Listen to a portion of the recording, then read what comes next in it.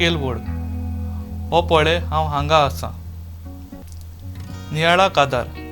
एका गांवांत घोव बायल रावतालीं आनी तांकां भुरगीं नासलीं। जायतीं वर्सां सरोन गेलीं। तीं देवाक सदांच आपल्या भुरग्याचें देणें फावो कर म्हूण मागतात। एक भुरगें पोसूंक सोदतना जायतीं अडचण्यांक फुडो करूंक पडटा। अशींच तीं वालांकानी मायेचें दर्शन घेवन परत घरा येताना तांकां भुरगें आपणावंक फोन येता आनी तीं वचून त्या भुरग्याक आपणायतात। आयच्या पयल्या वाचपांत देव आमकां उगडास करता।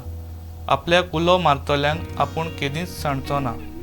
आयच्या शिवर्तमानान आपल्या फाटल्यान येयात म्हूण उगडास करता। लेवी आपलें सगलें सोडून जेजूच्या फाटल्यान वेता।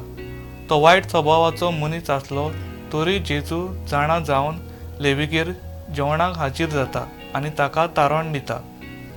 आमच्या जिवितांत वायट करतल्यांक सवें समजिकायेन सोंसणिकायेन तांकां सांगाता घेवया, न्हय तांच्यो चुकी काडून तांकां सोकला उडोवचे सुवातेर आमचो हात दिवन वयर काडुया। म्हजो थाराव।